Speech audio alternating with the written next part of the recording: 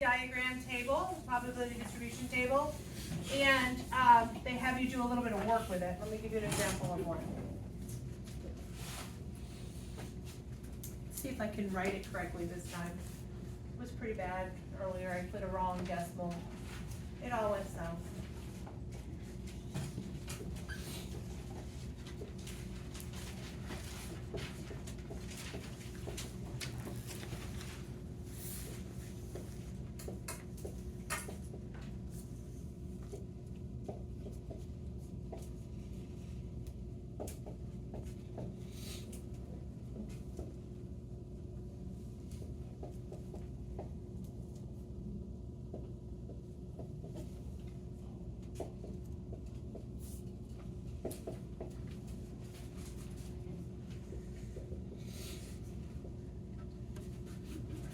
Okay, so 0.05 c squared, c plus 0.1, 2c plus 0.05, and 0.16.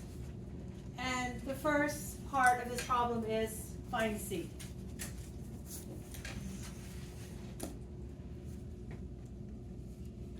Plus 0.1, 2c plus 0.05.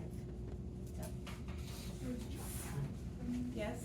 Would you say 3 and 5 equal to each other, or 2 and 6?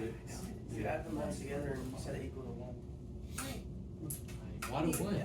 Why 1? Oh wait, because it's a whole. Because that's all the probabilities of this particular instance. Very good, yay. So you're going to say 0.05 plus c squared plus c plus 0.1 plus 2c plus 0.05 plus 1.16 is 1.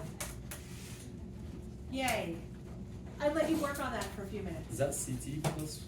It's C plus. That's a plus. C plus.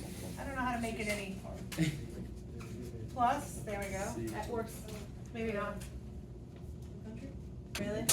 Oh, I forgot about. Yeah. So since you get 2 answers. We'll talk about what can and what, yeah.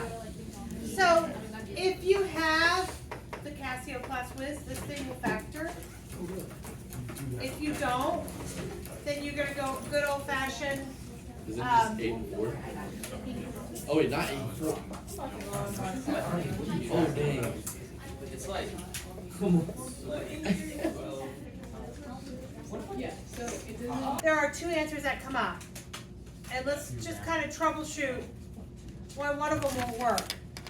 Okay, 0.2 is cool. Why would negative 3.2 not work? It can't be negative because then the answer would come out as a negative probability, which will not work. Correct. Exactly right. Perfect. Perfect. So like if I put negative 3.2 in here, I got a negative probability. That's a no-go. So this one right here is out of the question. So could you did find C, so you're good to go there, right? Now let me build on this a little bit. Like I told you, they sometimes will give you a chart, and you notice how I put a V instead of an X. It's just the same thing. It's just big V with little v. So the question now is, what if I said, what is the probability that V is greater than or equal to 4? What do I mean by that? I mean, I want to know what the probability is when you have a 4, a 5, or a 6 as part of your answer. Okay? So, first and foremost, we have to figure out what are the probabilities for 4, 5, and 6. So I got 6, but how do I go about figuring out the actual probabilities? You put your C in, right? So 0.2 plus 0.1, yep. Right? You got your 0.3, and then you plug in your 2 times 0.2, and then you're going to add 0.05 to it, and you get 0.45. What is the probability that V is greater than or equal to 4? Tell me which ones are contained in this thought process. Greater than or equal to 4. What am I looking at? I'm looking for 4, 5, and 6. If I didn't have the equal symbol, what would that be? P is just 5 and 6, right? What is the probability? Well, it was 0.3 and a 0.45 and a 0.16. So what is the probability that V is greater than or equal to? You add them up and you have your answer. Are we okay? It's not bad so far, right? What'd you get? 0.91, you said? Okay. All right, feeling good so far, right? Okay. Everybody on my page, are we good? Now, the next thing I need you to do is take your bright colored sheet of paper out, please. That's statistics. Chart. You're looking for something that says discrete random variables. Because what we're working with is something called discrete random variables. There's a very distinct value of each of the x values. For example, x is 1, x is 2, x is 3. These are discrete, meaning they have specific points. The next lesson, the last lesson, is what we're going to do something called continuous random variables. And continuous is something that can have 1.168. When x is 1.168, what is the value of the probability? So it's a little different. Now these are just like, here's 1, here's 2, here's 3. So this is called discrete. We are going to learn something called the expected value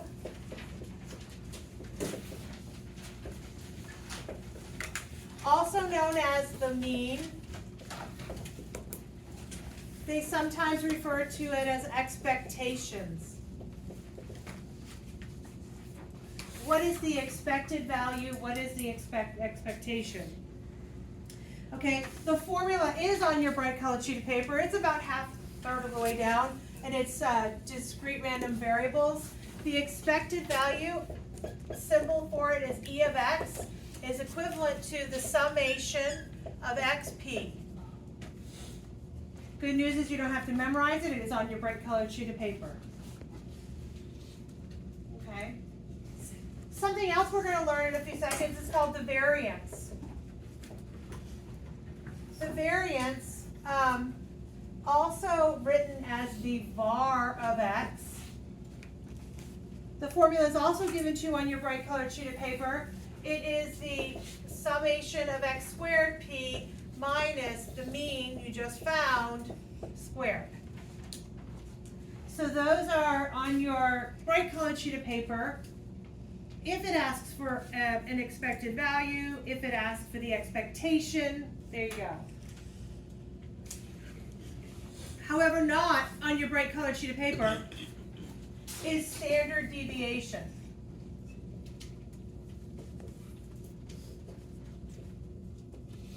Do we know what the standard deviation relationship is to the variance? Have I talked to you about standard deviation?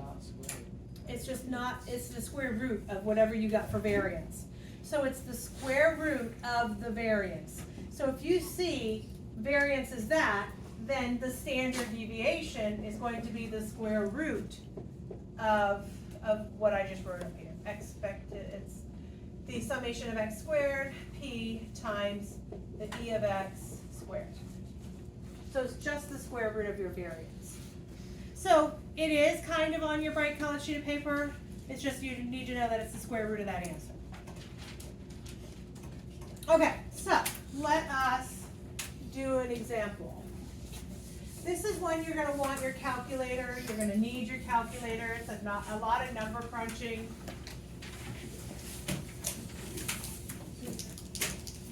To me, I feel like they're easy points on an ACE exam if you have your calculator.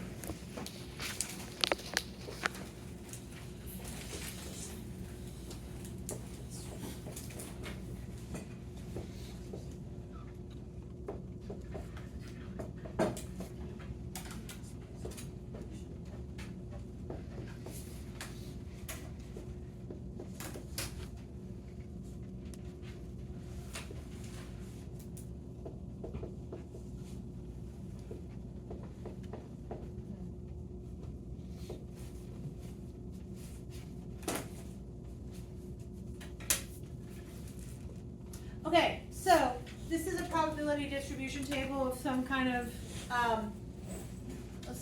information, and the first thing I'm going to have us find is the expected value of this. So let's review how that works. it's the summation, the sigma, meaning adding all my answers up. What does x refer to? X refers to the top row. In this case, what are my x values? They are 0, 5, 15, and 20. And then P represents their corresponding probabilities. So what is the probability when x is 0 over there? 1/12. What's the probability when x is 5? 3/12. So how do I find the expectation of this? I'm going to take the x value times its corresponding probability plus the x value times its corresponding probability plus, and so on. Are we feeling okay? So I'd like you to please go through that process of finding that.